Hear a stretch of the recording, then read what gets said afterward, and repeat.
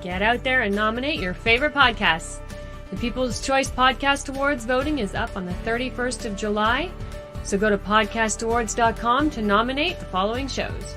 Writers and Illustrators of the Future podcast in the categories of education and also storyteller drama. The Centralist in the category of politics and news. That's with show host Joe Montaldo. Science and Beyond in the category of science and medicine, also with show host Joe Montaldo. The Outer Realm in the category of society culture, with show hosts Michelle DeRoche and Amelia Pisano. And the Pittsburgh Paranormal Chasing Prophecy in the category of religion and spirituality. There's another category that opened up for us recently, the People's Choice, so please select for this category as well. Go to podcastawards.com to vote for these 5 shows and any others you enjoy listening to. That's podcastawards.com. And remember, voting ends July 31st, so go ahead and get your votes in. Welcome to the Church of Mabus radio show. It's Friday night. It's 7:11 p.m. Central. You're listening to United Public Radio. And here we are.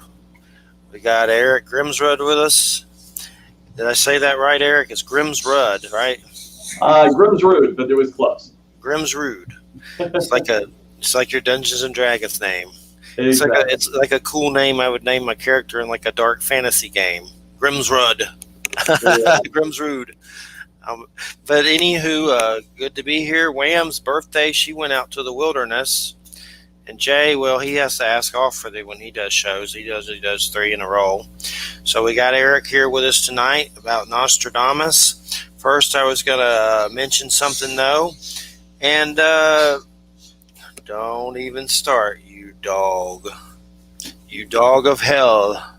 But anyway, a few nights ago, me and Christina were laying in bed. It was late, and we were half asleep. And no one was really moving. No one was moving at all. Something hit the bed. And it was not either of us. It wasn't a cat. It wasn't a dog. There was nothing in there. The dogs were put up. The only cat sleeps in their mom's room. It never comes out.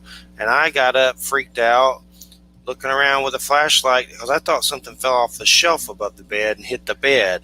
There was nothing on the floor anywhere. So then Christina felt kind of like she felt like she was being choked. Like there was something in the bed. And it was just crazy. Earlier in the week, Christina's grandmother passed away here, which I don't really think it was her. I don't know what it was, but she did pass away a few days ago, and we were doing hospice on her. And these 2 dudes came out for the body that were very tall in a hearse. And it was creepy, like a Twilight Zone episode. I told them that another day, and they laughed. But I want to go there and do a tour.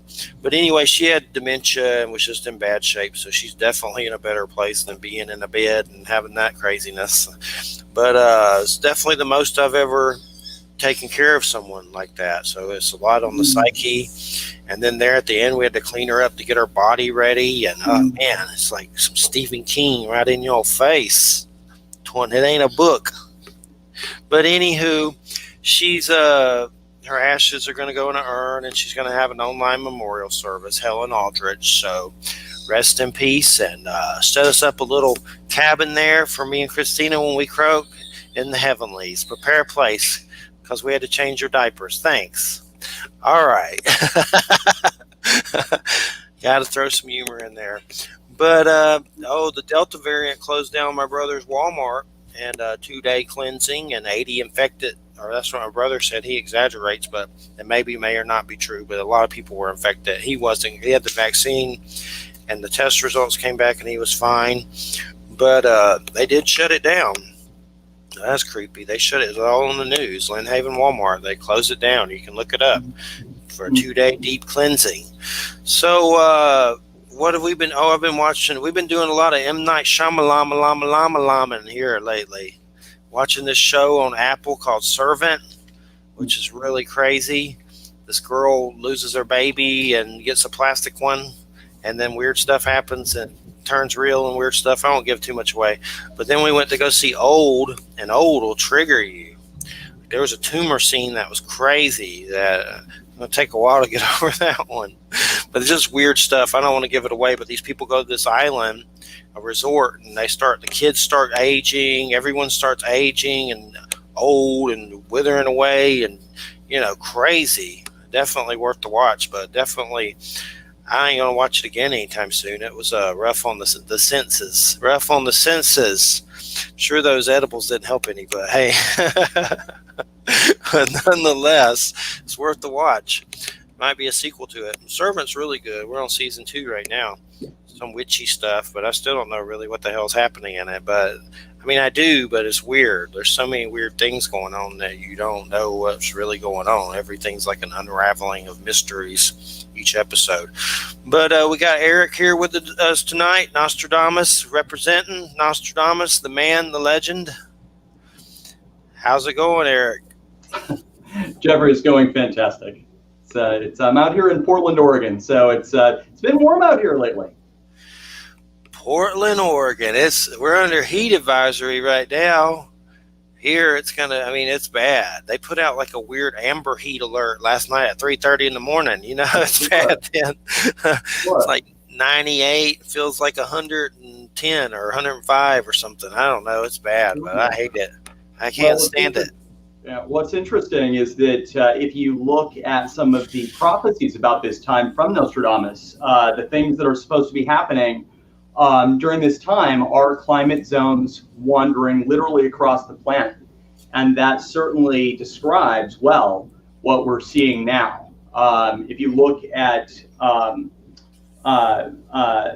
what is the book, Nostradamus and the Millennium, it specifically talks about that in great detail. So having 116-degree weather in Portland, having huge flooding, and some of the other things we're seeing around the world is completely expected. Yep, it's definitely crazy. And I put up a status, and I may have said this last week, I don't remember, asking if people felt dizzy or unbalanced, because I had been feeling that. And Christina and everybody, a lot of people I've spoke to, including there's a NASA guy that worked on Project Gemini that came here to visit Helen, and he was falling all over the place, but he had dementia and he wasn't in the best of health. He was like 90 something, but it was just weird. It was like, he just seemed like he was off balance. When my dog passed, he was like weirdly off balance. And then the neighbor back of us was off balance, like just weird. But what was so weird on that status, not a gazillion, but a lot of people were saying the same thing that they were feeling. And a lot of them, some of them were dancers and never, had the best balance ever. And then magnetic field stuff came up, but it was creepy. I felt like I was in an M. Night Shyamalan movie called Dizzy for a minute there. It was just weird. Like it's some giant celestial object coming that's messing up us all. Planet X. Absolutely. And then something's going to show up, but it was really creepy. But you think it's the magnetic fields? That would be, that's an assumption. I haven't studied it, but there have been, I think it's been pretty clear over the last, year that the weather has been getting more and more wonky, and it increasingly fits exactly that description of climate zones wandering across the planet, which is the specific time frame that the Mabus prophecies are supposed to take place. So things are remarkably close to, to that set of prophecies. It's really surprising. It's spooky. Yeah, and so I know that Mabus will soon die, and the comet will run. And Sure. Is there any comets in the forecast lately that's coming up? Or I know I've heard of stuff. I've been trying to track comets forever, like the trajectory and I don't have a good answer for that. I wish I did. I was able to get some things right over this time period, but other things, I was trying to track comets and whatnot. I can't say I know when the final part of the 5 prophecies happens, but it's pretty clear what happens to this historical figure. It's very well spelled out. So, according to Nostradamus, the historical figure known as Mabus dies, and immediately following his death, some sort of large-scale vengeful event takes place. So he doesn't really say what that is. There's a few ways to interpret that, but it's pretty clear that the figure in question, he dies in not a good way. Definitely, and I mean, he's a weird character, so we'll see if when he finally croaks what happens. But there's definitely weirdness. Like they're still at work where I'm at, thinking he's coming back or something, or that he could, or somehow or some way, or not agreeing with that really because I don't know. But I was like more like see it when I believe it when I see it. All right, and I've even seen weird stuff where they're saying China and Russia were going to place them in power. It's like, what the hell? People are crazy. And that Q crap, that's the worst thing. They need to find those guys and, like, I don't know, snipe them or something. Those guys are whoever's doing that crap is crazy. And I want to say I have some good friends who are ardent Trump supporters, and I don't mean to speak negatively politically. I can only say that when you look at what Nostradamus wrote and how it encodes and decodes, it's quite clear. So regardless of what somebody might think politically, you can't change what Nostradamus wrote just because you don't like it. It's crystal clear what he wrote happens. Yeah, and well, I know. I mean, some people in Israel think he was Cyrus. Trump is Cyrus. So I mean, it's just all a matter of how crazy you are, I guess. Or some of them think he's Jesus. Or Orange Moses. Yeah, Orange Crush Moses. And for those people, I fear for it scares me a bit how ardent some people are about that. But to each their own. We live in a free country, but Nostradamus is quite clear. So we can walk through it, but it's really clear that Trump or Mabus equals Trump's real last name, which is Trump. It's spelled right out. My problem is I have this Church of Mabus thing I made. I was stoned when I was going to make a death metal band when I was young, and then I had UFOs and came off the drugs and saw UFOs. So now it's Church of. I don't want a Church of Trumplegooch. I know, right? That's bad for business, Eric. Why am I having you here?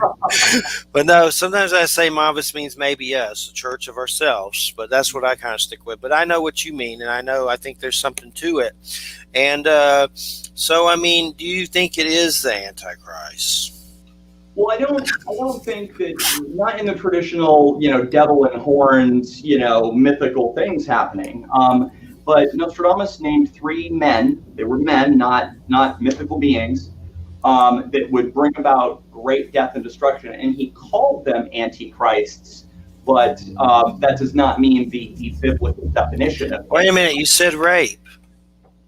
What's that? Right? I said you said rape, right? Well, that's definitely true. Oh, sorry. Go on. Yeah, right. Go ahead. Shh. But, yeah, right. But no, he named these people by name, and as it turns out, the way that the first puzzle that Nostradamus gives regarding Napoleon, if you look at the order of encoding, and then you do the same with the second for Hitler, that there is a sequence. It's an algebraic sequence. It's displayable. Anybody can go look at it. And when you follow that sequence algebraically and apply it to the third, it decodes it just like an algebra problem.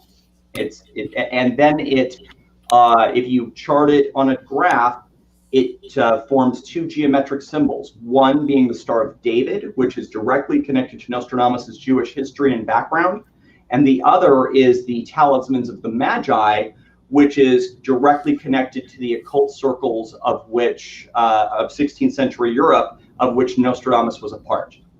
So it would be impossible to get geometric images at random, and I mean, I didn't even know what the Talismans of the Magi was until I researched it, and it took me about a month to figure it out. But it's impossible to get the images without having the encoding right. Welcome to the Church of Chumplegoot show. We'll get back to you very soon. What a nightmare parallel reality. But so does Nostradamus ever say it means Antichrist? He doesn't really say anything else about it, does he? Is there any other quatrains that are about it, do you think? Well, there's 5. There's 4 trumpet prophecies specifically. And, when I was last on your show, it was just prior to the first impeachment, and that quatrain was laid out. It referred to the beginning of 2020 as symbols, 2020, 2020, so symbols, and it was very clearly about the Republicans and the Democrats in Congress at that time. Now, if you go to my Facebook page, you'll see more than a year in advance, I have been talking about the collapse of the economy and how commodities do well in bad times, which was to take place immediately following that. That was based on the 3rd quatrain that basically highlights coronavirus and the collapse of the world economy. And that, I said, would happen in the spring of 2020. I was right to within, I would argue, a week, but easily within a month. Anybody can scroll back through my page and see many references to that. So, yeah, there are 5. 3 have occurred, all of them with trumpet as sort of the core of the quatrain. Well, I know there's like right-wing preachers and stuff that talk about those trumpet things with him, but those seem positive, aren't they? Or yours the same ones? Well, I don't know if when they say trumpet to him, I don't know that they're referring to Nostradamus per se. I sort of doubt it, but it may just be, I mean the Bible. Oh, the Bible. Okay, that's what I mean. Yeah. Yeah, I don't know regarding the Bible. I've done cross-referencing from a variety of different books, including the Bible. I have a time theory that's based on certain things in the Bible, but that's also been proven incorrect in some ways through this whole thing. But I did nail the economy collapse and some other things. So all I can say is we will see. There's, as I said, there's only 2 prophecies left, and both are about his death. Well, I know he said, what was it? Napoleon was the tumor, Hitler the cancer. Was that him that said that, or was that some John Hoke crap I read? Because I can't remember. Something about Mabus is the remission. That's not Nostradamus. I think that was some Hoagie stuff or something. It may have been, but I do find it interesting that the first prophecy that Nostradamus wrote about Napoleon, that was basically about his countrymen. And then the second one regarding Hitler was about his religion. And the third may be his profession, medical, meaning the rise of coronavirus. If you look, Napoleon was responsible for, I think, more than 1 million of his soldiers' own deaths, leading them up into Russia during the winter where they died. And I believe everybody died. And then Hitler, of course, the extermination of the Jews, his own countrymen. In this case, allowing, dismantling the Obama's infectious disease unit and creating a situation where coronavirus could just explode onto the world stage, that would fit the bill. What is this crazy stuff about Napoleon having a microchip in his head? And then I know also there's something about they stole his penis and something. But I just looked this up, and there's a bunch. I don't know if it's true, but do you know anything about that? They really found a microchip in Napoleon's head. Weekly World News. That could be bad. I see that's one site. I think maybe a fragment of a bullet, but I doubt that somebody found a microchip. Yeah, there's some pretty. The sources aren't the best, but I know the Gooch story is pretty legit. Someone actually did do that and took his Gooch, and for some reason, somebody that had a qualm against him or something. But yeah, I looked up the chip thing, and it's a lot of bunk, so I don't really know about that one. But I know there was some Napoleon movie I wanted to see. I forgot the name of it, but it had good actors in it. But as far as I'm just trying to figure out the Mabus thing. If it is him, and I mean, right now he's kind of still in power in some ways. in weird ways, and I'm surprised they haven't arrested him or something. They're probably not going to. They just let those people get by with war crimes or whatever. He doesn't really have war crimes, but you know what I mean. It's weird stuff that he did, like an insurrectionist or something bizarre. And I don't know. I still don't understand. There are people that still love him. Yeah. And I mean, from what I've seen, he's like trying to make it so he would be God King forever here, and like Putin or something. So I just don't understand it. It's so confusing on so many different levels. But my stance is basically I don't like either side. I think we're off a little better off with what we got, but I still don't really like it. It's like I'm not excited about it or anything. I like Bernie. But, I mean, what we have now is just kind of like, ugh. But it's better than Trumpelgooch, but it's still like, ugh. I don't feel anything. I don't understand the support of the government at all anyway. It's kind of like being pro-Ted Bundy at this point. Like, yay, Ted Bundy. Yay, I love Ted Bundy. Our government, how many people has it killed? How many dudes have I met with Agent Orange from Vietnam lately? A few. I've heard stories about several. But it's just war and death. It's like, how do you be pro that? I just don't really feel anything. I'm more for the American earth land than these institutions. Sure. But anyway, it's just confusing. It's like kind of, pro-government. It's like pro-Jeffrey Dahmer. So I guess I just can't subscribe to it. But I kind of have that native kind of pissed offness about our government, so that's part of it. Maybe that's my Cherokee coming out. A little bit of Cherokee. But anyway, yeah, I'm very pale. It's supposed to be in there. I had a great-grandmother that was in full attire or something, and I saw a picture of her. So it's there, but it sure don't come up on DNA from Ancestry.com. That's for sure. But I hear it's hard to read, and maybe it has some Asian roots or something weird, like native stuff. There's a lot of controversy with it. I think 23andMe might read it better, but I'm not exactly sure because I've heard of people picking up their native roots through different ones, but Ancestry.com sure don't. The guy on the phone said they don't even do it. But anywho, the comet will run, and I mean, I saw a picture of Trump with a mustache. He don't have a mustache now, does he? Or is that just something funny I saw? I would be free entertainment, probably an internet meme. Yeah, he has a little Hitler mustache. You got to comb it over from somewhere. Yeah, for sure. The worst thing is he going to try to get his family members to run and stuff? That's terrifying.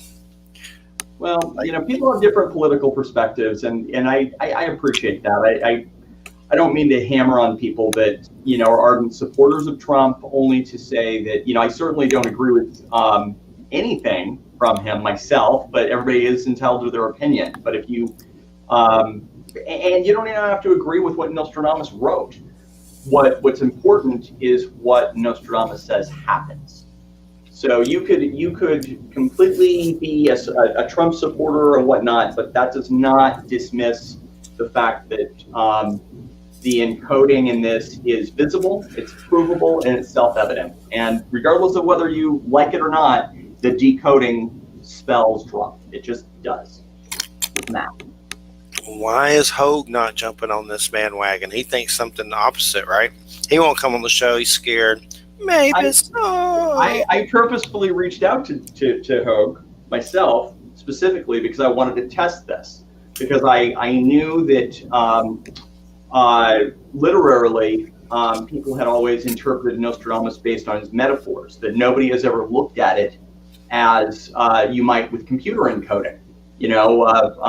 I've designed websites. I know a little HTML and some Java and stuff. I'm not a programmer or anything, but I know what computer code looks like. I know how, I know basic algebra. I know how to, it's very clearly algebraic when you look at it. It's a simple encoding sequence, and it should not be there.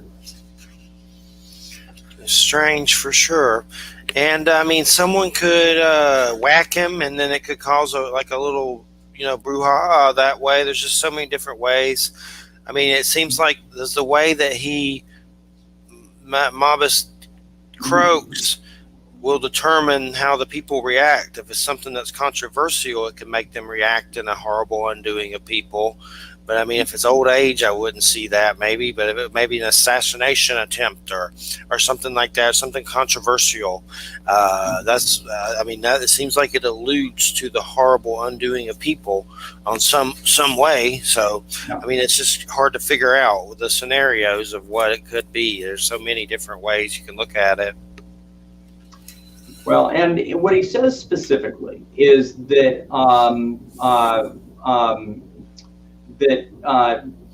he will shake with great discord. Basically, he will end up lying on the ground. The face anointed with milk and honey, which is Trump, lies on the ground.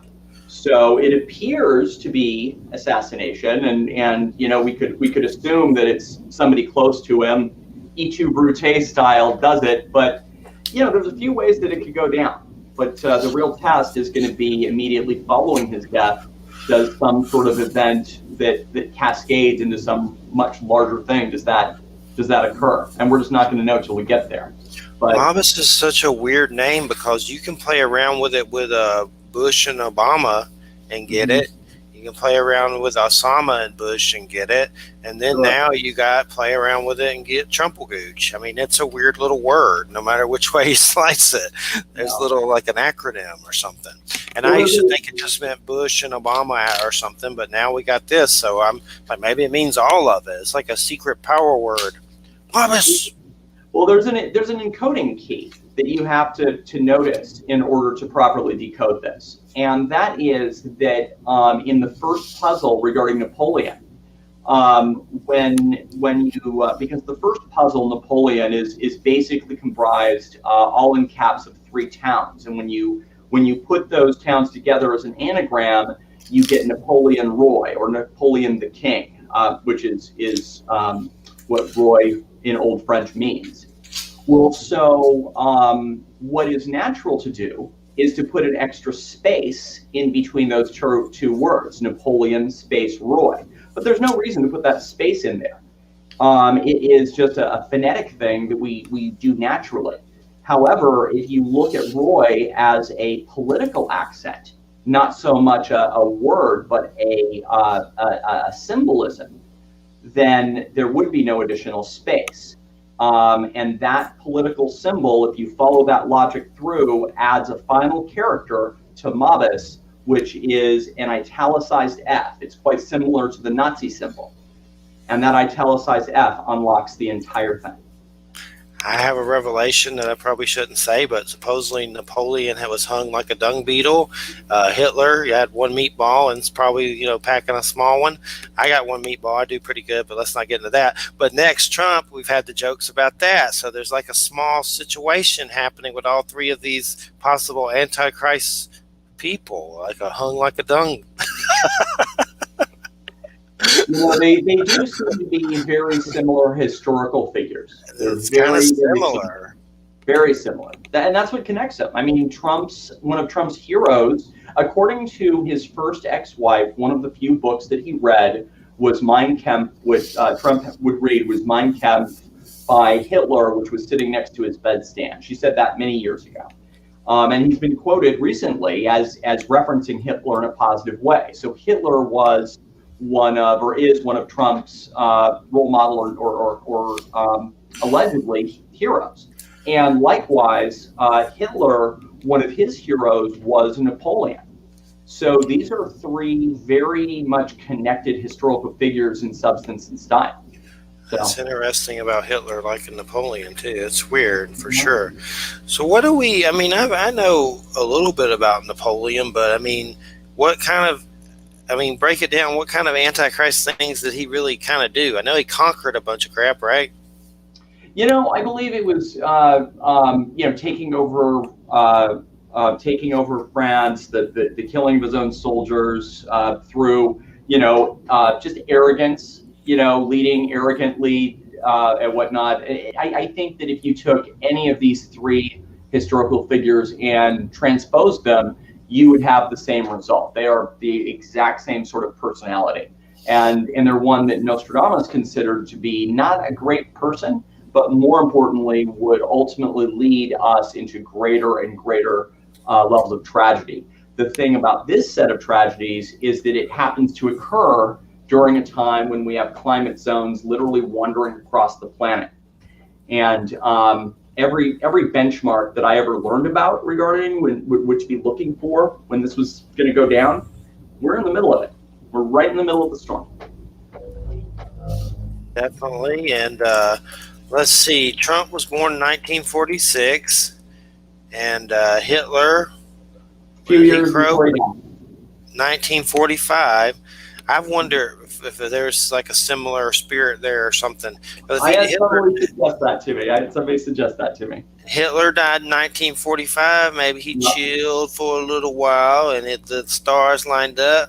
And he came back as a Trumpelgooch. Well, they say suicides come back quickly, and if Trump did, or if Hitler didn't need to commit suicide, that's a fascinating thing. I don't think there's any way to prove it, but it has occurred to me. So. I mean, it sounds like bunk, but it's interesting just to think about. Yeah, and Napoleon died in 1821. Did he chill for a while and then say, "I'll come back as Hitler"? I don't recall how Napoleon dies. Actually, it's funny you mentioned that. I don't think I actually recall how Napoleon dies. I don't think it's by suicide though. He let's see. Let me see how. Some other things. I'm looking, and there's some things here about him, but what killed Napoleon? He suffered from abdominal pain, nausea, night sweats, and fever, and was assailed by diarrhea, headaches, weak legs, discomfort, and bright light. His speech became slurred. He croaked, I guess, from just like stomach weird stuff and things like that. Was Napoleon murdered? Doesn't really say. Believed he spotted a smoking gun, that maybe there was an arsenic poisoning or something weird. But who knows? It's definitely weird. All these people are egotistical and want to conquer and do weird stuff. I'm surprised Trump didn't do more war stuff or whatever. He tried. Surprisingly, he didn't. He tried. Sorry, someone was yelling in the house. Like, what the hell was that? But anyway, her mother. But so what are some of the other quatrains that interest you besides the Mabus one? I mean, I know there's others. What are the other ones that you've studied or you think about a lot? So Mabus was my focus. When I was a kid, that name really sort of was something I wanted to solve. I just wanted to know the answer. I did find others interesting, like the one about that turned out to be about 9/11. For example, about fire in the skies above the new city.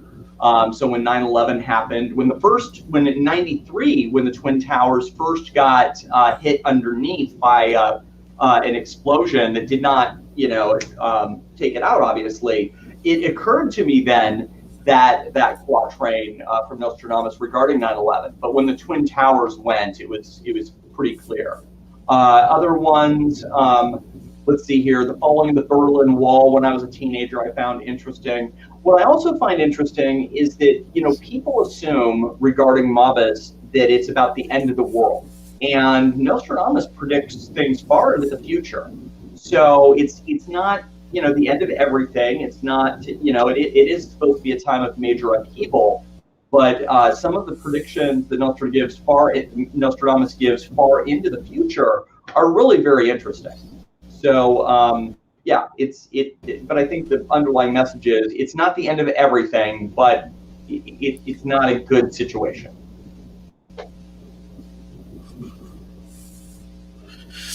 There's some weird stuff right here, and we may have talked about this before, but something about Nostradamus and UFO weird invasion of alien stuff. Something about one of Nostradamus's prophecies about the apocalypse is the UFO invasion between 217 and 220.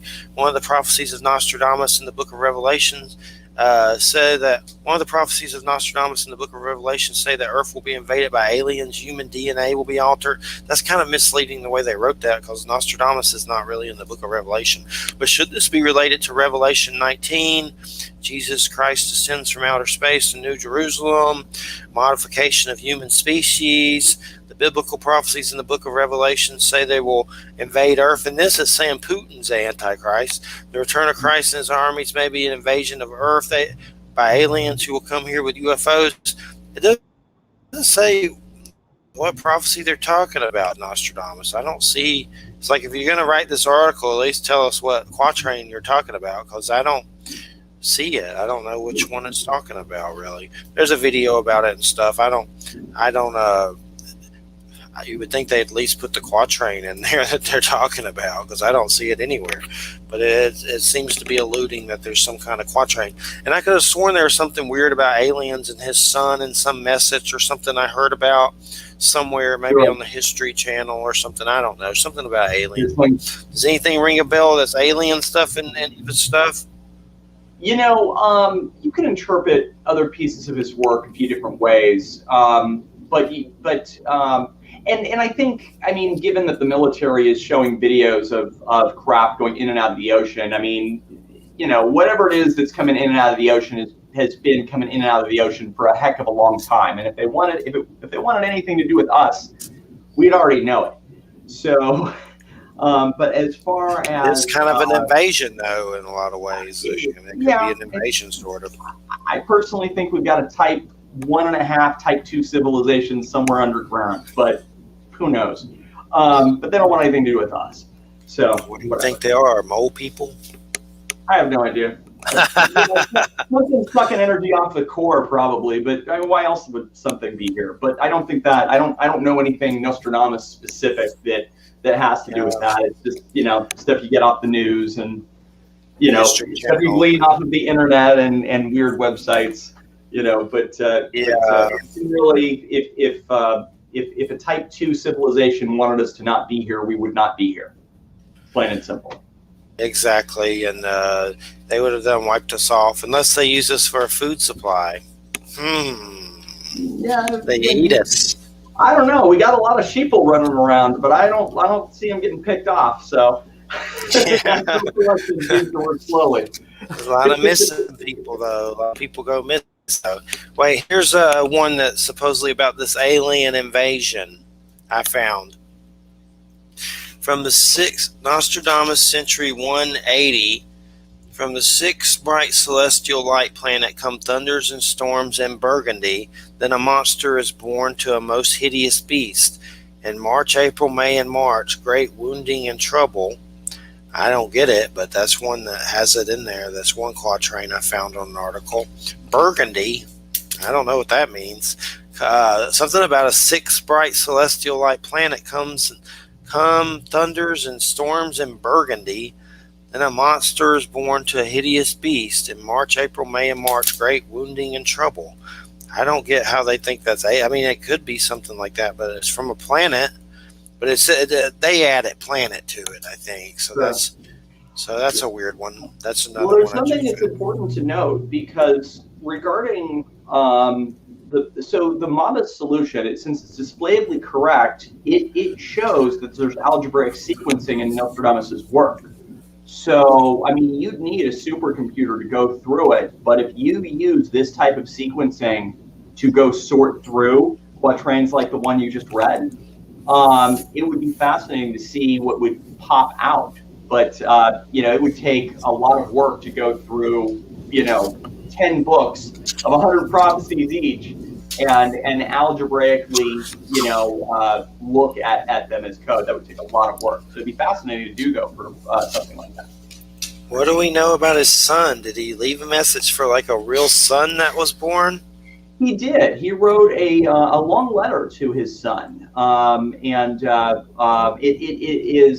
it's a long read. It's a very long read, but he definitely has a message for his son and whatnot. And you can pull it up on the internet if you go to crystallinks.com. It has all of his prophecies without interpretation, so you can just read them yourself. And it also has that letter that you can pull up, and that's on crystallinks.com, where you can find all that. Well, now me and Eric are going to sing Judas Priest Nostradamus to everyone. Nostradamus, Nostradamus. Okay, let's not.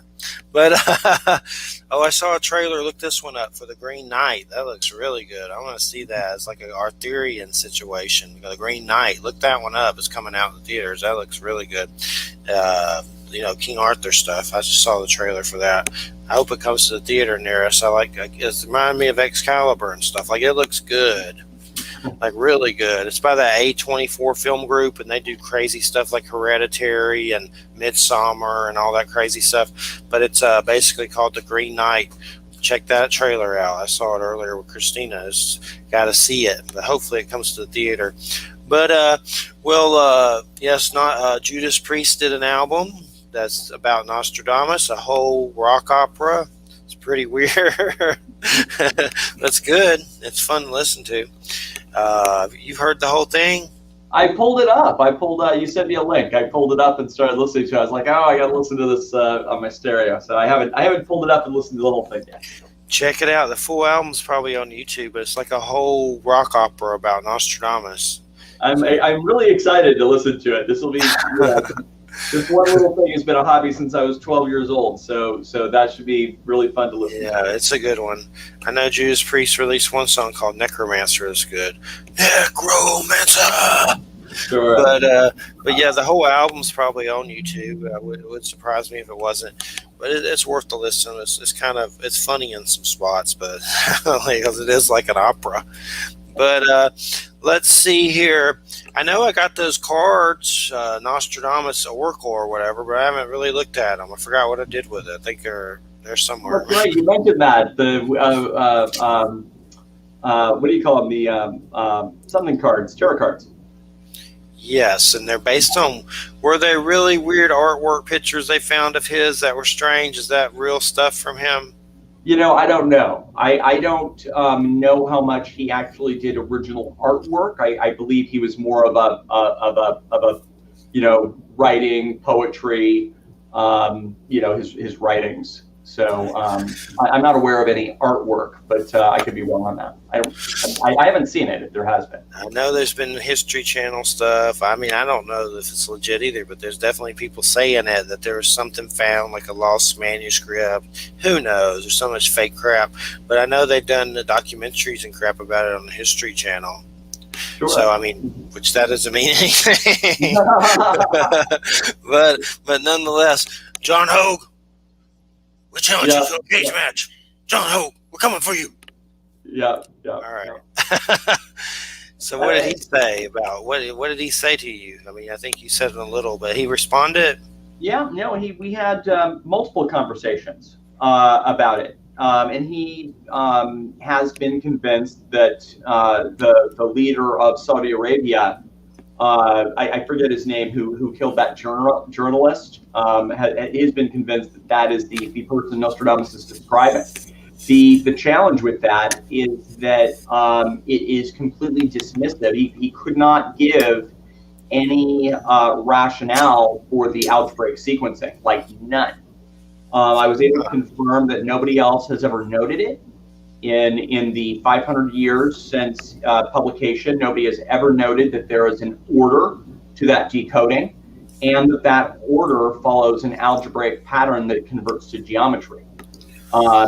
And that's not something that can be easily dismissed, because once you look at it and you chart it out, it is absolutely there. Anybody can find it, anybody can do it. Hogue just seems kind of boring with that thing. Yeah, dude from Saudi Arabia. We don't even know who the dude ain't doing nothing. He ain't like he's doing stuff. Kill the journalist. He's a brilliant man, so I don't want to dismiss how much he knows historically about Nostradamus. But there's a difference between looking at things like a linguist and looking at things in that way versus looking at things like a computer coder. And you have to look at this like in coding, like on a computer, to get it. Like you would for HTML, or when you look at any kind of It's not overly complex. It is brilliant for the time. But so it's there. Hogue is the one that designed the Antichrist thing anyway, isn't he? Is he the root of that?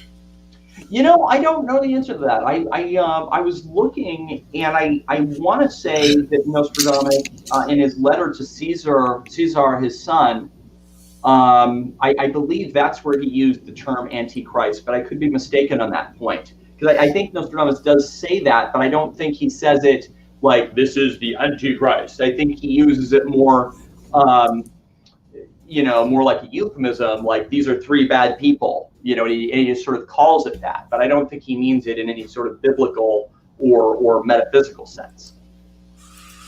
And I'm looking at the letter to his son. I'm trying to pull it up. I know I've read it before, but or some of it. But I mean, but it seems like Hogue is the one that kind of started that on a lot of levels. If it's not mentioned in that letter, like if it doesn't say Mabus is sure. He kind of like did a documentary, and then that's where it kind of started, I think, or got more popular on a History Channel level. That's for sure. Yeah, History Channel definitely makes. Well, yeah. So Hogue, if you look at his book Nostradamus and the Millennium, I think that he got a lot of the details about what would happen overall correct, but what he got wrong was the timing, because of course he wanted to make everything happen on the year 2000, because that was the drama of the time. And I always thought that even though he was generally correct about what would happen, he was wrong about when it would happen. I always assumed it would be sometime, 2020s, 2030s, definitely not, the year 2000.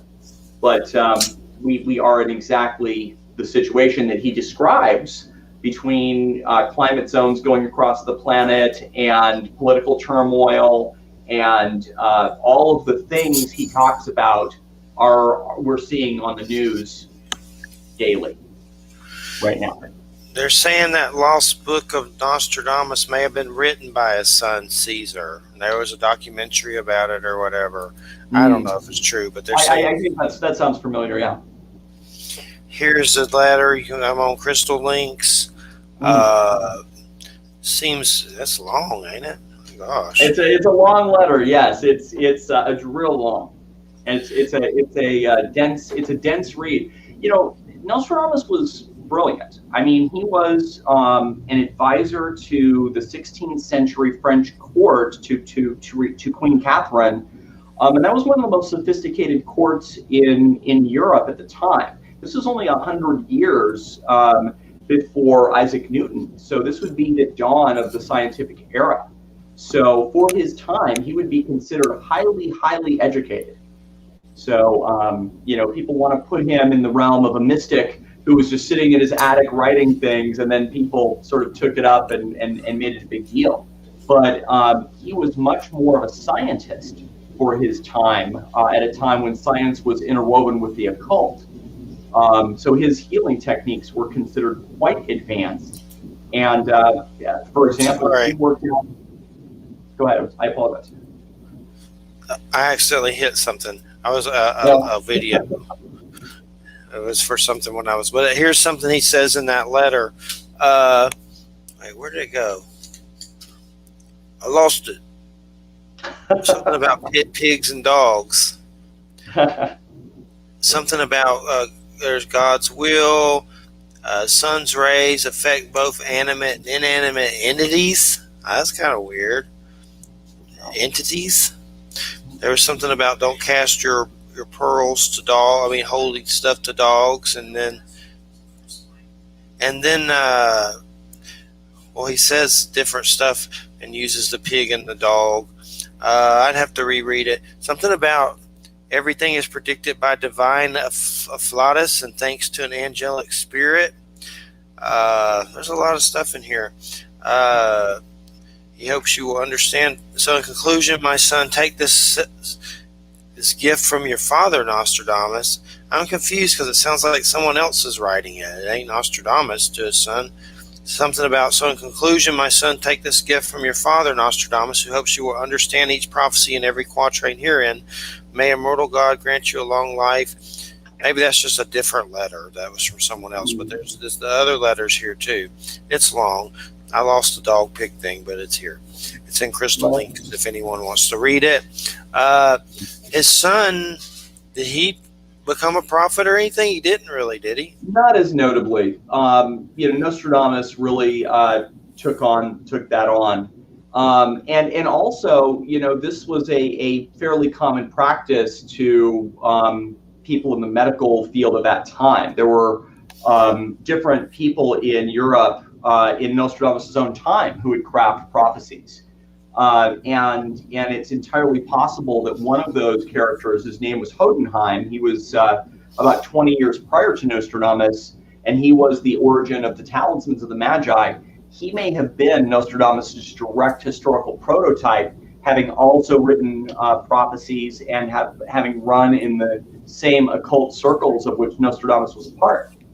So, Nostradamus was not the person who originated the idea, but it was because specifically, I believe specifically, of his connection to Queen Catherine, and when she was able to successfully figure out that the person mentioned by Nostradamus as one of his quatrains was her own husband, who was killed, as Nostradamus predicted, in a jousting match.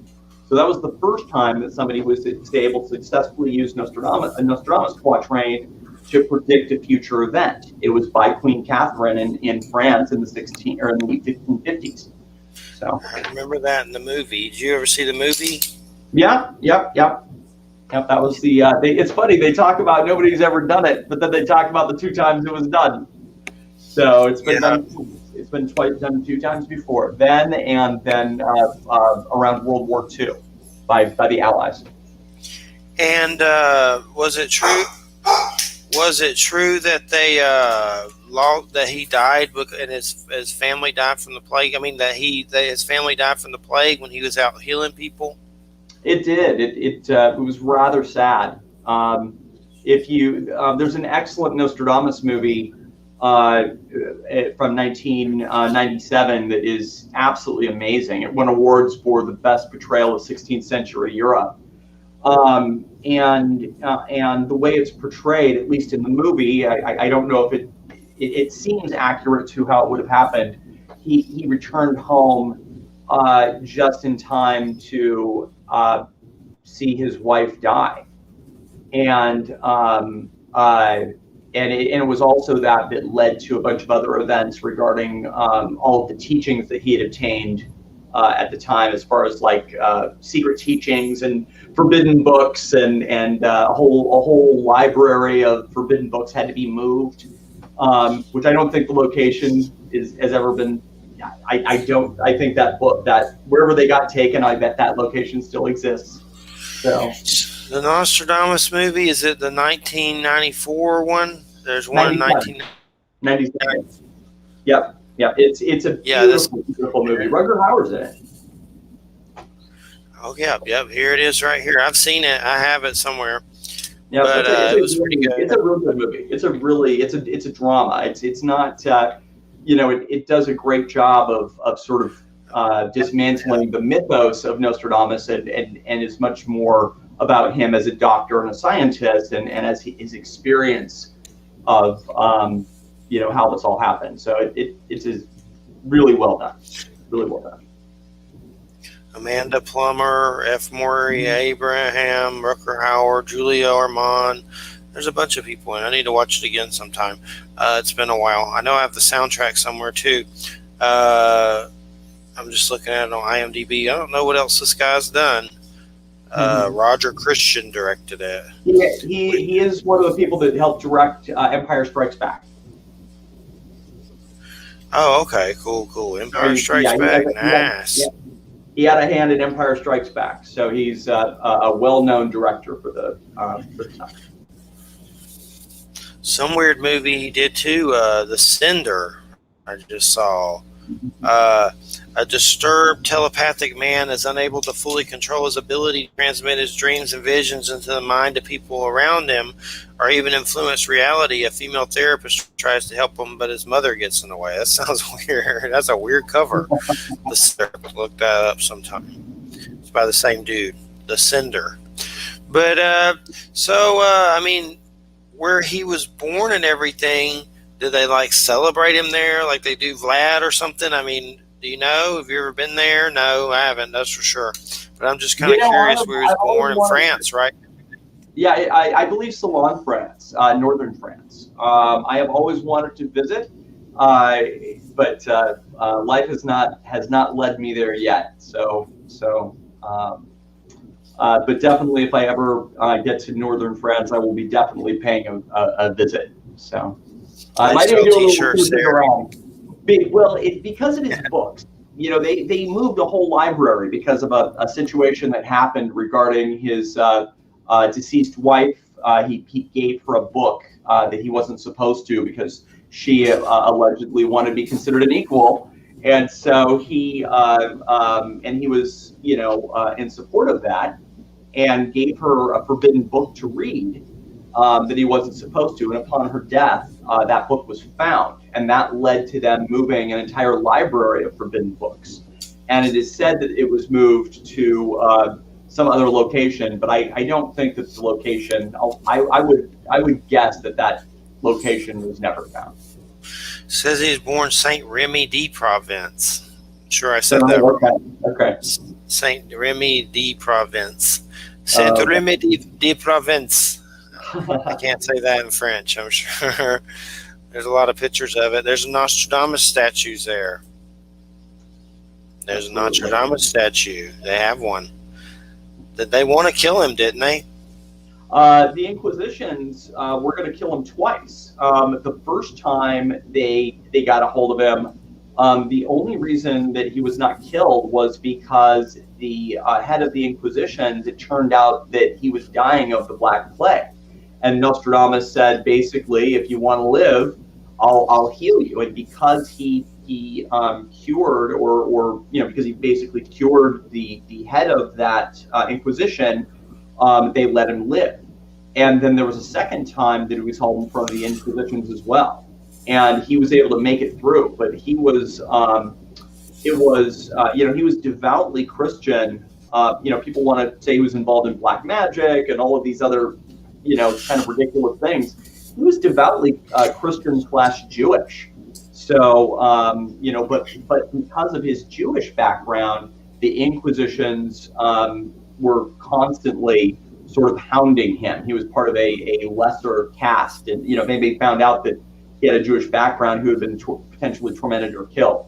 So, but he definitely held on to his Jewish teachings, and also made use of Jewish occult symbolism in his work, including, for example, the Talismans of the Magi, which is derived out of the Kabbalah.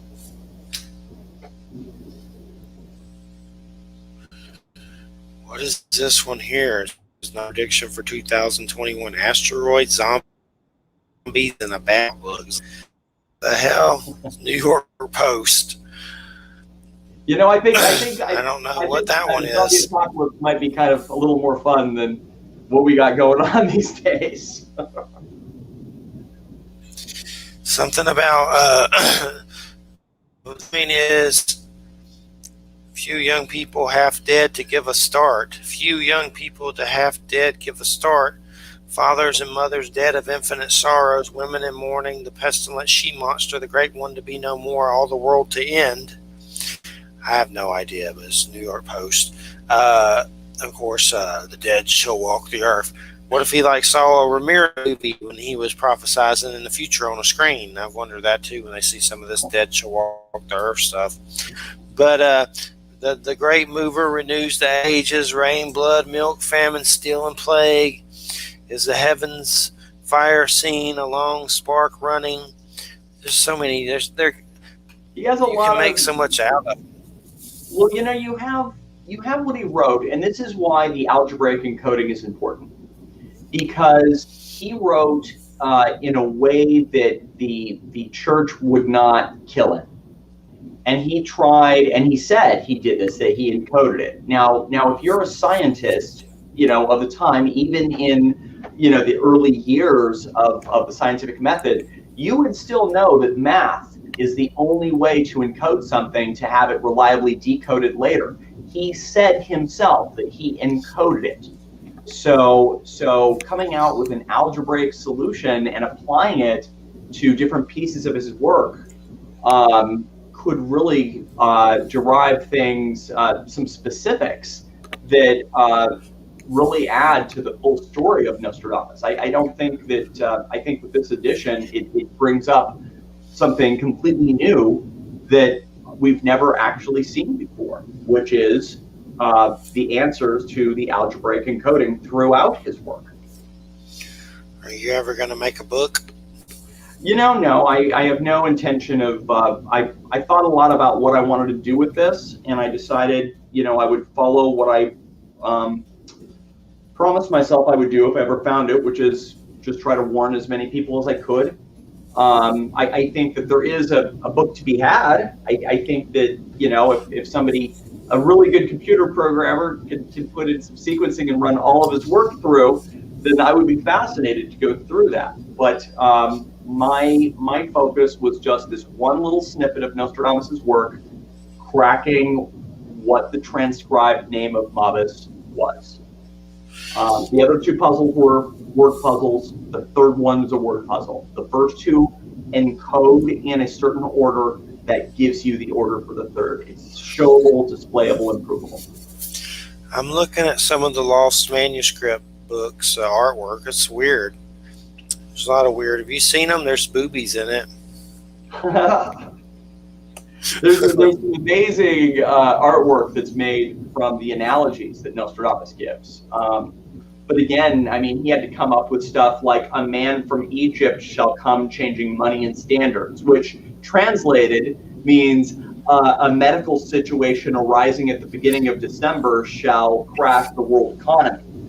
That's what that transcribes as. But, but he couldn't say Ophiuchus in his work because the term Ophiuchus is an astrological symbology, and just saying the name, he'd be killed. Hence the term a man from Egypt. So how much of his work is like that, where it's, this is what I can tell you, but I can't say it because I don't want to be killed by the Inquisition. There's a weird dragon in one of them. It looks like a trumpelgooch. There's some weird ones. That would not surprise me. That's from the Lost Book. The Lost Book. His son may have drew these. That's what I think.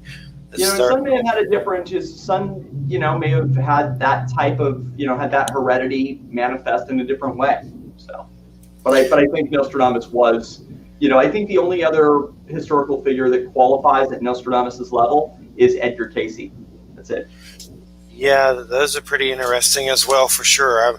I have a book of his or so. I know there's one I have, a purple one. I forget the name of it. But, yeah, he definitely had some interesting stuff that was really unique and different. I remember something about sons of light and sons of darkness coming in a battle, and sons of Belial and stuff from Edgar Cayce. There's some weird stuff for sure from Cayce. He's pretty fascinating on many levels, and I know I've read some of his stuff. I know there's the Edgar Cayce Foundation or whatever it's called. Sure. I forget what that purple book's called. I have it somewhere. So like a paperback. I have to look it up. Edgar is called, hold on, purple, I may not be able to find it, book, something. I'm looking through some of his stuff. But where was he, Edgar Cayce, what state was he in? I can't remember. Do you remember? I wanted, it was like Kansas or Oklahoma or someplace in the Midwest. I don't recall off the top of my head, but what I tried to do was I was trying to, for years, cross-reference Edgar Cayce, other prophecies against the set of Mabus prophecies, just to get clues. So yeah, I looked at a lot of different prophecies from all sorts of different cultures, Mayan, I mean, you name it. In any place that talked about this specific time of this historical person would rise and cause, all sorts of mayhem. Anytime you had any prophet in any culture that said anything like that in history, I would study that to cross-reference it against Mabus to get some idea of the flavor of the historical figure we were talking about. So, and it was funny the whole time, which was the funniest part. Because I had long connected the trumpet in Nostradamus to Donald Trump, but I never took it seriously because who would have expected that he would ever run for political office? And then there's a book about Edgar Casey. There is a river or something. I'd like to read that. It's like his life story. I know Dolores Cannon wrote a bunch of weird books about Nostradamus. She does. Have you ever read any of those? I haven't, but Conversations with Nostradamus. I have that book in the other room right now. Yes, I've read that. It's quite interesting. Her book, she claims that somebody that she was doing past life regression with somehow was a student of Nostradamus's, and allegedly they were able to make some sort of connection of some type and actually ask questions. I'm a bit skeptical of that, but I also kind of believe that consciousness is sort of based on quantum entanglement, and that spooky action in the distance, who knows? But I find that the book was interesting, but there was something in it specifically, even though I was a little skeptical of it. There was a piece that I read that struck me, and that was where Dolores Cannon talks about how the person she was interviewing could see the historical figure in present time, this Mabus figure, this character, and that they were in our present. I mean, it was very eerie, like there was some feeling of truth to it. But again, it was an interesting read. Who the terrible Antichrist is and where he's living now. There's another one from her book, When We Will Have Mass Communication with ETs and Why They Make Contact with Us. They seem interesting, but kind of goofy at the same time. I would check it out for sure. I'm familiar with Ozark. I get their DVDs when they do speaking stuff. Well, there's Stephen Greer that says that he's been able to communicate with ETs with consciousness stuff. So there's that. So. Yeah, Stephen Greer. He's released a lot of stuff lately about UFOs, and it's kind of controversial. I've heard good and bad, but I don't really know him. I know I've had his friend on, Steve Alton, who's real good friends with him. He writes books, fiction books. One's called Meg, about a big shark or something, but he's friends with him. And I know basically his last documentary came out, The Cosmic Hoax. I didn't see it, but it said something about the government knows that we have all these UFOs and other countries have them. Of course they do. And where they come from, and a lot of it's just other countries that have them, and they're keeping it on the down low and acting like it's not them still for some reason, like it's a secret. They're not saying we have these. The government doesn't like saying we don't know what that is, or that we can't control it. So, it's people. Yeah, there's something else flying below the water. There's something. Don't know what it is. But. For sure, the UFO topic's definitely gotten a lot weirder, and lately on the news and everything. Nothing like seeing it on Fox News and them freaking out about it. That's entertaining. I don't watch Fox News, but I've looked up UFOs, Fox News on Netflix and watched that. Nothing else, just to see it because it's funny.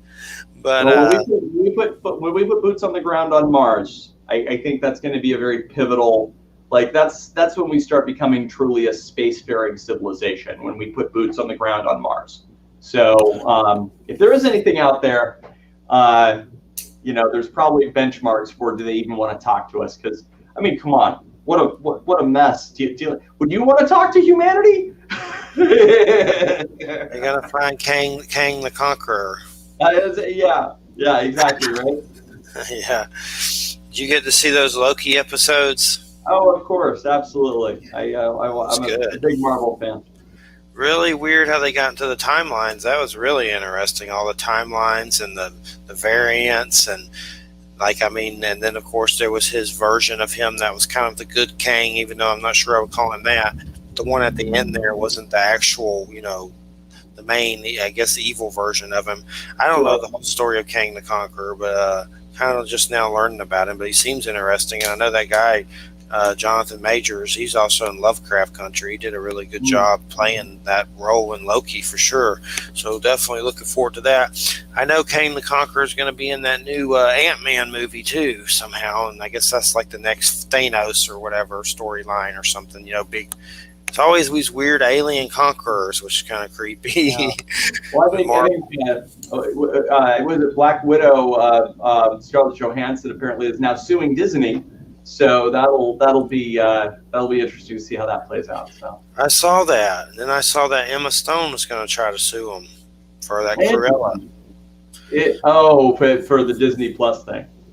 Yeah, because I guess they're streaming them and putting them at the theater when they're just supposed to put them at the theater or whatever. Well, the challenge is that if they tie the, as I understand the thing, and I'm not an attorney, obviously, but they tied her bonuses to performance at the box office. But if they release it on Disney Plus, then there's no reason for somebody to go to the box office, and Disney gets to pocket the whole thing, and effectively that equals $50 million or some crazy number for Scarlett Johansson. So, friends and loyalty is good, but $50 million is $50 million.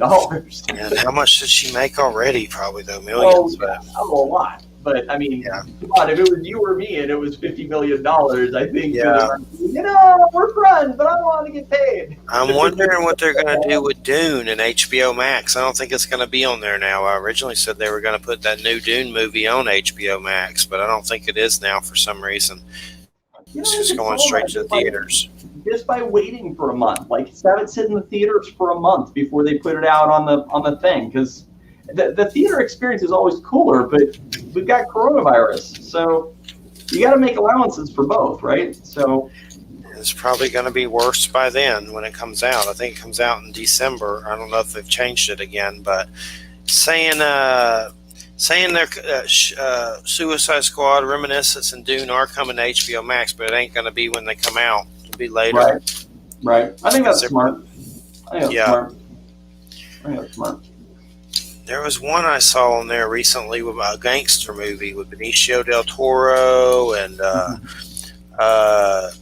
who else was in there? Don Cheadle. I'm trying to remember the name of it. It was pretty good. Don Cheadle. Let me look up that movie. Saw it. No Sudden Move. It's kind of like not bad. It was like a kind of a little gangster situation back in the 60s or whatever. But Benicio del Toro was in it, and Don Cheadle. There's a bunch of people in it. That David Harbour was in it. That dude from Mad Men. I forget his name. Oh, Ray Liotta was in it. Mm-hmm. It's worth watching. It's on HBO Max. But I need Dune. D-U-N-E. Looking forward to that. That one looks good. That one definitely looks like it's going to be good. There's so much riding on it. If it does well, it could be a whole Star Wars situation, for that, universe. I think science fiction is really a good lens to be to sort of understand, because when you think of the Nostradamus stuff, what would you, if you were in the 1550s and you were going to write something about the future, it would all seem like science fiction, right? And how would you describe things? And then how would you describe them in poetry in an obscure way to be clear to somebody who would decode it later, but it would be invisible to people that were trying to kill you? And that is effectively what Nostradamus does. And so looking at things through the lens of science fiction, I think it gives us more of an open view of how that could occur. But people get absorbed into the mythos of Nostradamus without looking at who he was and at the core he was a scientist. Yep, definitely. I know with Dune, there's going to be a Sisterhood of Dune HBO Max series, like a TV show or whatever, too. So that's going to be correlating with it or whatever. So looking forward to that for sure. So, I mean, what else do we know? Did Nostradamus, I mean, he was married, right? And then she passed. Did he marry again? Do we know anything about anything else that happened? Yeah, he was married twice, and his wife. And as I understand it, he had both his wife and he had children that died when his family died. While he was sent away to go battle the Black Plague in another region of France. And when he Yes. returned, his own family had died, and that was what really got him involved in prophecy. And because he apparently always had a gift, and there were examples throughout his life of different visions he'd had or things that he'd done that showed him to be highly intuitive. But he didn't actually get into writing his prophecies until after he had actually done a whole bunch of occult study, through the occult circles of Europe, and was sort of led down that path through that tragedy. So that's how that occurred. I got to know, did he wear a plague doctor mask? We don't know, I'm sure. I don't know. I don't Probably know. not. I don't think he did. Probably I not. He don't kind know. of had the cure on his own. Yeah, I don't think that's interesting. I don't think in the movie that I watched, I don't know. It did not show that, and I think they were trying to be historically accurate. But it's certainly possible. I don't know if those masks had any sort of medical rationale behind them. So, if there was a medical reason for them to be wearing those, then probably. We're wearing masks right now to prevent catching something, and maybe the masks are work, maybe they don't. I think that they're probably better than nothing. But clearly, wearing masks in times of plague is not a new thing. So. Is he going to take that Bill Gates jab? You going to take that Bill Gates 666 mark of the beast jab? I am. I am going to take. I am going to take the vaccine. I spend a lot of time thinking about it, and at the end of the day, we don't have polio around because of vaccines. We don't have other diseases because of vaccines. We vaccinate our kids for measles and mumps and other sorts of things. There's a common acceptance that vaccinations, and there's plenty of evidence that vaccinations work. I don't like people messing with me and putting a needle in my arm for something. I feel like I'm better off catching the flu. I've never once got a flu shot, but I think that this is a little different. And I'm going to bite the bullet, and I'm gonna do it and hope that there's nothing wrong with it. But the evidence from past vaccinations, I'm still alive after being getting vaccines when I was a kid for different things. I'm pretty hopeful that they did their job right on this one. But at the end of the day, I believe in science. So no one here where I live wants to get it. I'm debating it, but Christina's allergic to stuff like easily, so that's one reason. I mean, she really is like crazy allergic reactions. There's a nurse here that came here from hospice that she wore a mask. She didn't get it because she has blood clot issues, and she can't. She's afraid to for medical reasons. So she wears the mask. She said she was working with people that had it all the time, but had the mask and never got it or anything. But I'll do it eventually, but I want them to update it, make sure it ain't got that Bill Gates chip in it that makes you the Antichrist slave. I've been running Windows for 20 years, and so far I don't think it has control of me, but I could be wrong. Yeah, for sure. I don't know. They got that chip and mosquitoes and that vaccine. Oh, Bob, I'm going to quit talking like that. I'm going to choke myself. Yeah. I have to believe that just for, even if you just break it down to financial reasons, the governments of the world want us to be alive because somebody has to buy something. So I think that just in terms of commerce, it wouldn't make sense for them to go and, secretly create a death plague or some crazy thing. I think that they sped this out, and I do believe that, it's probably the right thing to do. So. What's up with these gaming consoles? Do you ever game any? I play Mass Effect. I play Mass Okay. Effect. So if anybody plays Mass Effect, amazing game series. I haven't gotten into other games quite as much. It's a trilogy. It's a lot of game right there. Yeah. The problem is, that pig is starting up. But anyway, you can't get those consoles. It's impossible. It's crazy. Like, it's still crazy. You can't get them. You can, but it's hard. I haven't. You got to, wait around, and I ain't doing it. Yeah, you need a good gaming PC. That's all you need. So, yeah, I got that. But I want to get the others one year. But right now, you can't even find them. You can't even get them. Yeah, my nephew has, what is it, the PS5? My nephew has a PS5. And I look at this thing like, why do you even need that? Gaming one covers it on a lot of different levels. But and a lot of those are coming to PC now. Like, one of the reasons I would get the PS5 is for God of War Ragnarok. But that probably is coming to Steam eventually. Now it's like they're coming to the PCs and everything. So it's just weird that they're having so much trouble. I've never seen a console so hard to get. Like, it's impossible almost. They're never anywhere. It's crazy. Yeah, I bought electronics. I bought my stuff for my computer early because I knew there's certain things that are just sort of bound to happen. Our electronics getting harder to get because we're going to have a harder and harder time getting them from China. Food shortages. Notice Taco Bell can't get their food, and suddenly I'm at the grocery store and they're now seeing fully stocked. So we've got trouble on the horizon as far as like big things. I just saw something where California and stuff were trying to make it like maybe illegal for gaming consoles because they suck up too much power. Not for the whole PC, for two of the higher end video cards that are high energy consumption. That's cray. That's cray. I think it's ridiculous too. I mean, get some solar panels. Like, you're better off just telling everybody, okay, we're going to start making everybody get solar panels, and you'd clear up the whole thing. I tell you one to get for it's coming out in October. I think you would enjoy it. On Steam, it'll be there, or that Game Pass or whatever. Age of Empires 4.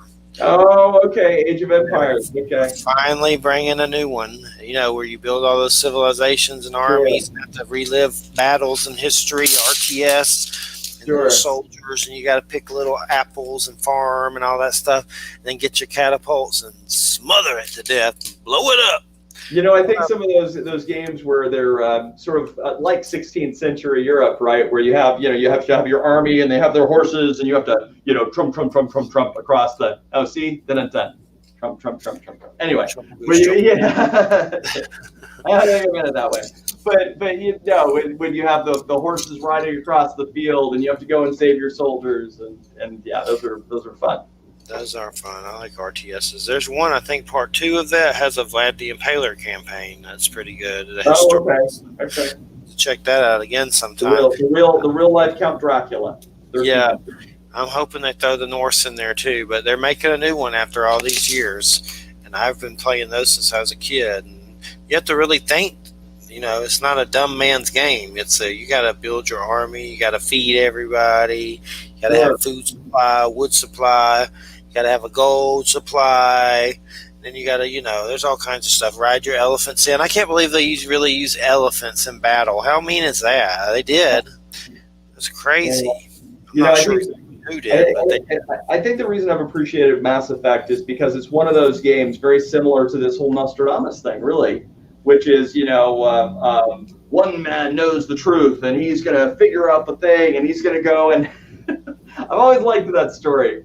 Any story that is sort of like that, I always appreciate. That's very much how this feels pursuing this Nostradamus thing. I knew how it would appear, but I knew that this is what I sort of had to do, is be as public as possible about it. So, whenever I play Mass Effect, this only one person knows the truth, and you're a fool not to see it. I love that whole storyline, I think, because of the stuff I've been doing with Nostradamus. I'll play it again one year. For some reason, I had trouble with the combat in one of the first ones. I was like, I can't. Like, I sucked. Like, I was the new edition, the new one they did, they just released it, is so good. They took all the graphics and took it off the charts. It's awesome. Reamped it. I'll have to check it out sometime for sure. I know. A plug. So is David Wilcock Edgar Casey reincarnated? That David Wilcott loves Trumple, Gooch, and Q. He does. It's creepy. I don't really listen to his stuff. I put it up at work, but I don't really listen to it. I just like stick it up so other people can, and I don't really watch it. I may have some of his books they sent that were free. I never read them, but he thinks he's Edgar Casey reincarnated. He's a weird little dude. Looks like an alien. Like one of those little magpie aliens from Star Wars or something. But anyway, he claims he's Casey reincarnated. I don't believe that. Casey wouldn't be stupid enough to fall for Cubertanon. If you look at Hugh, I've always thought that he secretly thinks that he's the reincarnated soul of Nostradamus or something. There's the way he kind of portrays himself. He seems like the neatest guy. I would love to have a beer with him. But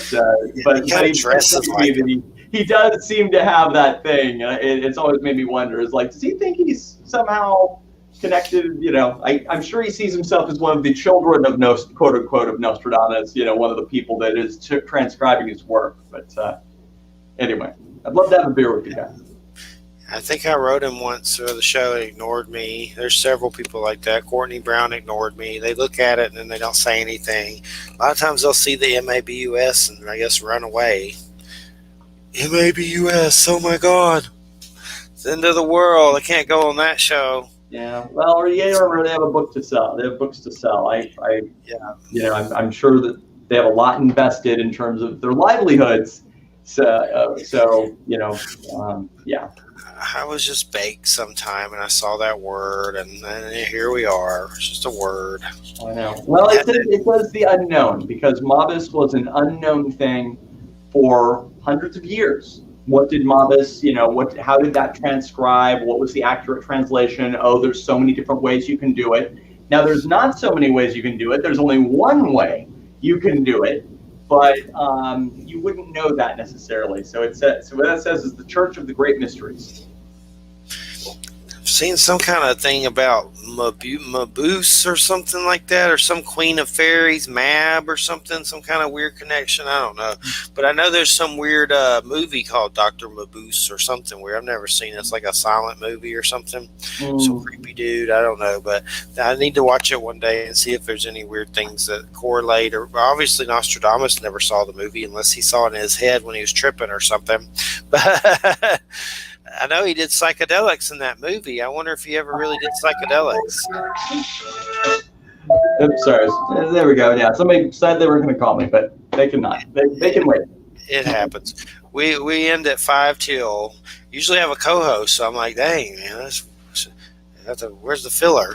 When I get tired, like, co-host, ask something so I can rest. We're doing good, though. We don't have much longer left. Yeah, psychedelics in that movie. I don't know if he ever did them, though, really. We don't know anything like that, probably. I don't think, I have not heard that Nostradamus was doing psychedelics. Now, that's not totally true. There was a elixir that he was given that enhanced his visions. And it's entirely possible that did have psychedelic properties. But I don't know what the elixir was. It's talked about in the 1997 movie, but it doesn't really say what it is. You mean the old one with Man the Plumber or something else? Yeah. Okay. So, but it appears when you look at his work, there's 4 encoding styles that are actively displayed. I mean, you can see them. The first is the anagram. Right, and that's very well known. And then the next one, of course, is the political accent. The Roy at the end of that, Napoleon Roy. In the next puzzle, it displays. It starts off with political accent, a Nazi symbol, and then it also displays a flip symbol of itself, which is where you take, for example, a B and you turn it upside down, it becomes a P.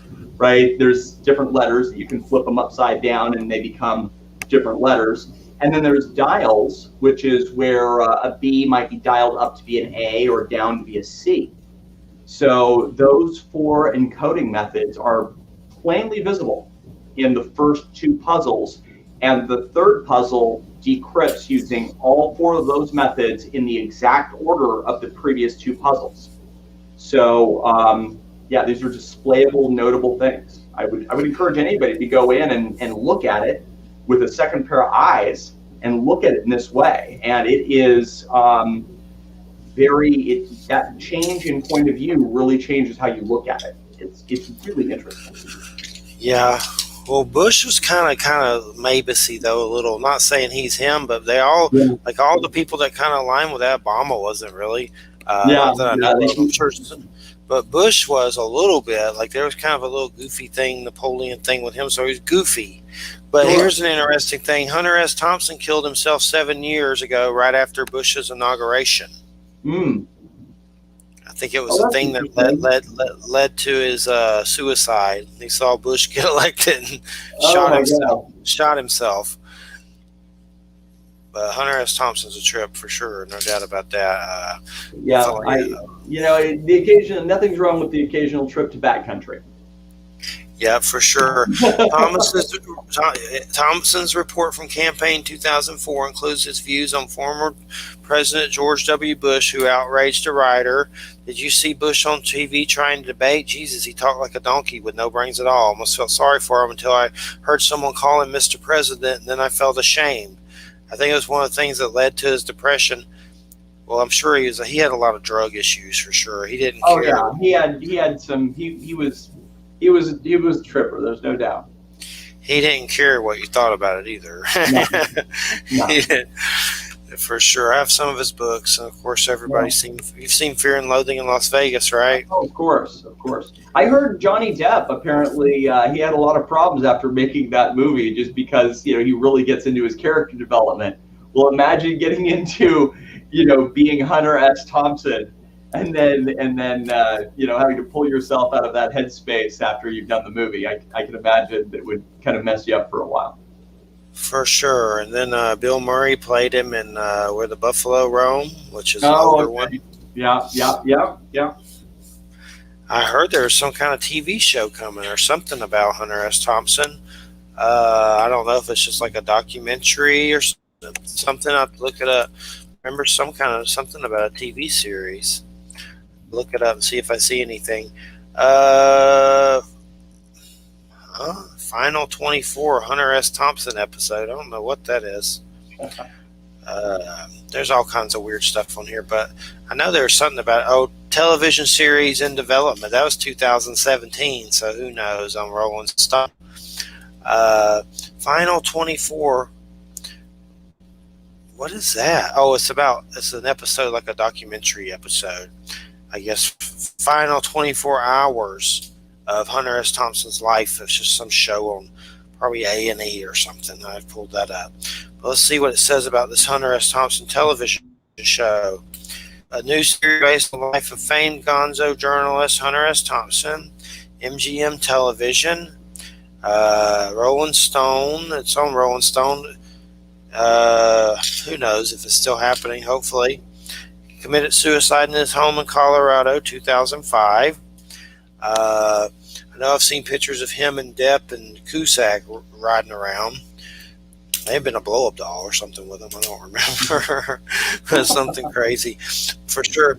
And Fear and Loathing in Las Vegas, that was a fiction book, wasn't it? Isn't it a fiction book? I'm pretty sure it's like fiction. I think that was a real experience from Hunter S. Thompson. I think that I don't know how true the movie was to the book, but as I understand it, that was pretty close to actual things that happened to Hunter S. Thompson. So you see what God just did to us.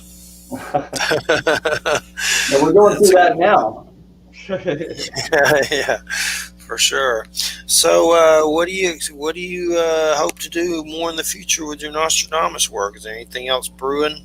There's nothing else to do. I made a pact with myself that if I ever solved this one thing, I would that was enough for me. And I take on a much easier hobby than cracking this puzzle. I mean, I spent decades really trying to figure out how these three terms fit together, and I found it. And it turned out to be something as basic as algebra. So, which certainly makes sense when you understand the man who wrote it. But yeah, no, I'm doing this with it, and then after that, I'm sort of done.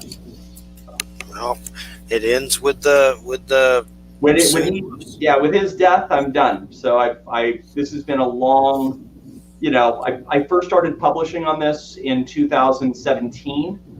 I've been right about some really spooky things over this whole time frame. Things and I don't go around telling the future. That's not my thing. I'm in sales and I enjoy technology. So, I should not have been correct about things like the impeachment hearings, the collapse of the economy, the turmoil at the southern border, the rise of coronavirus, any of the things that have come up, the death of now hundreds of thousands of people and more to come. I should never have been right about any of that, and I've been right about all of it. And it is only from this set of 5 quatrains.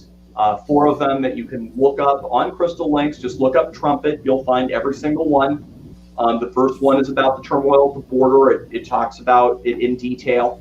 Talks about, it literally says the city will repent, as in that wall will never be built. The next one is clearly about the impeachment hearings of 2020. And that being the beginning of the downward spiral of public opinion against Trump, which some would say that was the beginning of things starting to go down, right? And then based on how he handled the coronavirus situation. And then immediately following that was the collapse of the economy. All of those things have happened. So we're 3 out of 5, plus an algebraic sequence that gives the guy's real last name. I would say that so far it's proven remarkably accurate. Definitely interesting, no doubt about it. There's one show for some reason I was thinking of. If you need a good one to watch, it's on Hulu. It's called Sasquatch. It's by the guys that did Stranger Things, Duster Brothers or whatever. But okay. What it is, it's a true crime series where these guys in a dope farm, I forget where it is. It's a popular place in some state. I forget where it is. Maybe Pacific Northwest or something. But anyway, these dudes die, and the guy hears that a Bigfoot did it. So this dude is a award-winning journalist. His name's David something. But anyway, he investigates it and goes up there snooping around, and it gets crazy as hell. And basically, there's a guy nicknamed named Bigfoot, and he gets to meet him, and I don't know if he ever figures it all out, but it's like a documentary true crime series, and somehow they found these I guess Mexican dudes in pieces, and they made it look like a Bigfoot did it because I guess they stole their dope, their marijuana field or something, and then the guy had heard when he was working there on a grow farm or whatever that a Bigfoot attacked them. And then it gets crazy because he also interviews people about Bigfoot and stuff to see if Bigfoot would really do it and stuff like that. But it gets really good. It's called Sasquatch. It's on Hulu, but it's definitely. I say it'd be great. If you'd say that Sasquatch, that's the happiest Sasquatch invading the pot farms and the thing. I mean, come on. But then they investigated. It turns out it's some guy in the backwoods named Chad. So. Yeah. It turns out it's like dope dealers just blaming Sasquatch crap. Right. There's a Northern California marijuana farm in 1993. It's just really fun and interesting. It's like 3 episodes, but it'll trip you out for sure. Definitely. Another weird one that I just pulled up. I've seen it, but it's been a while. The Man Who Killed Hitler and Then the Bigfoot with Sam Elliott. Did you ever see that one? I did not. I love Sam Elliott, though. He's a great actor. That's on Hulu. That's a weird one. I have to watch that one now. I'm gonna have to watch that. Check out Sasquatch too. Have you seen Sasquatch? Sasquatch? Oh, what is that? Oh, Sasquatch is great. It's this guy who I know. The guy plays the sax. Yeah, he's playing the sax. If you pull up Careless Whisper, it's the funniest thing. Him dressed up like Sasquatch walking around the woods, with a saxophone playing Careless Whisper. And it is absolutely a riot. I have that guy on my Facebook. Yeah, that's got to be hot as hell out there doing I'm that. sure it is. Yeah, the guy's dressed up in a, And then playing the sax, and playing the Sasquatch. saxophone. Yeah, he's probably in Portland. So keep Portland weird. Yeah, exactly. It comes up a lot. Christina knows the area, and it comes up a lot through different people, for sure. Let me see here. We got about 5 minutes or so. You got anything you want to plug? Any links or your Facebook or whatever? Well, definitely if you want more information about and just keeping up on the Mabus solution, you can pull it up on Facebook. Just hashtag the Mabus solution, and you'll find the posts, and you can certainly like the page. I'm not trying to make money on this. I just decided I was going to get this out there, and people can make up their own minds. But you can see the full formula. You can do it yourself. It's easily done once you know what you're doing. And the complete instructions are there for anybody to look at and go through. So it's definitely a trip out. So we'll see what happens for sure. It's definitely been crazy. It seems like all this Delta crap's going to make it crazier. And then I even saw something that vaccinated people can carry it and give it to people. Unvaccinated. Of course they can. It's crazy. Yeah. Crazy. But Eric's getting the jab soon. JoJo got the jab. JoJo got the jab. JoJo got the jab. Eric getting the jab. Jeffy ain't got the jab yet. Well, if you can breathe, you run a risk of carrying this to somebody that you care about, and that's just the way it is. Whether you're inoculated or not, it's in the air. There's not much you can do about it if it's in the air. You can try to cover your mouth, and maybe that'll help you, but you're still going to carry it around on your clothes, and you're this and that. People are going to inhale it. It's airborne. What if you just don't go anywhere? Yeah, well, I've been doing that. I work from home, but I go places. How long you can do that before it's like you gotta go out and live in the world. So we're all gonna have our rounders thing. So you still coming down to Florida? I am. I'll be down there in. Looks like it's either late October or November. It's a company thing. Through my company, we're all going down there. So I'm definitely making a point of taking a little extra time. What do y'all do? Y'all just like work and stuff? No, this is as I said, I'm in sales, so this is for meeting certain sales benchmarks as a team. Oh, so it's like a vacation. Yeah, it's a little. Well, I'm sure there'll be some work in there, and I'll be down for a couple of extra days. So yeah, it's going to be a lot of fun, but. Yeah, I don't work in a esoteric kind of a thing. I have a very linear job and whatnot. So and a lot of the people I'm sure that I talk to, they're not so sure about this Nostradamus thing, but that's okay, So I want to do Halloween Horror Nights sometime. We got they got crazy Rob Zombie stuff and Bride of Frankenstein. I guess it's at Universal Studios or whatever during Halloween. I've never been to Disney either. Maybe one year, but Halloween Horror Nights I'd rather do more than Disney. There's supposed to be like some Rob Zombie thing, all kinds of weird stuff. But you go through weird stuff. There's supposed to be a Haunted Hill House of Haunted Hill or whatever, and all kinds of stuff. Get freaked out. I don't know how far that is from Tampa, but it's pretty. That's the problem with Florida. It's shaped like a Sasquatch phallus. So I know from here to Miami it's like 10 hours, and that's at the bottom of Florida. Sure. I'm up top, so it's like at least 10 hours from top to bottom. Yeah. And, I was born in Pensacola. So. Oh, okay. And then what made you move? I never had a choice. It was when I was a baby. Oh, and you moved to Oregon. Yeah, I was born on the naval base there. Did you take the Oregon Trail? I apparently my dad did. It was called my mom. Watch out for dysentery on the Oregon Trail. The Oregon Trail, for sure. Well, man, it's been a hoot. We did it. We survived without a co-host. It was good. We did good. Usually I freak out and feel an empty space and freak out, but I didn't. I kept it rolling. So did a good job. Thanks so much for coming on. I enjoyed it. And let me know. You need to get another interest to go after. You need to, like, once this one's over, try to figure out another one. Just for fun. I think I spent 30, however many years from the time I was 12 until whatever 2017, trying to crack this dang thing, and I finally did it. I think my next hobby is going to be something much easier. Sasquatch. Yeah, right. I'll take the saxophone or learn pottery or something. Maybe I'll crop testing. Maybe, I don't know. We'll see.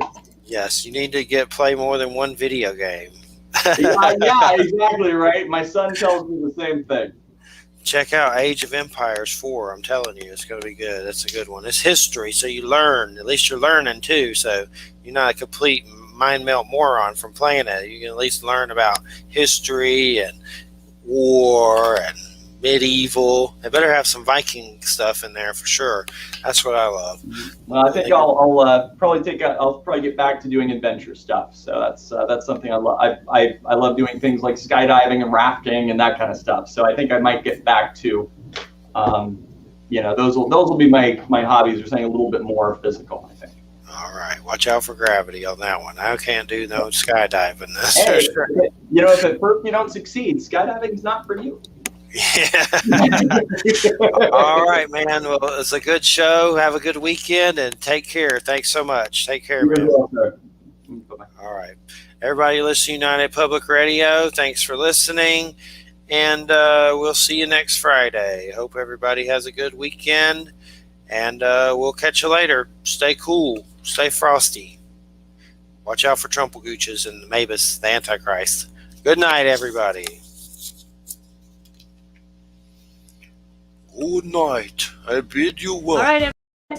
All right, everybody. It's time to vote, vote, vote. Get out there and nominate your favorite podcasts. The People's Choice Podcast Awards voting is up on the 31st of July. So go to podcastawards.com to nominate the following shows: Writers and Illustrators of the Future podcast in the categories of education and also storyteller drama. The Centralist in the category of politics and news. That's with show host Joe Montaldo.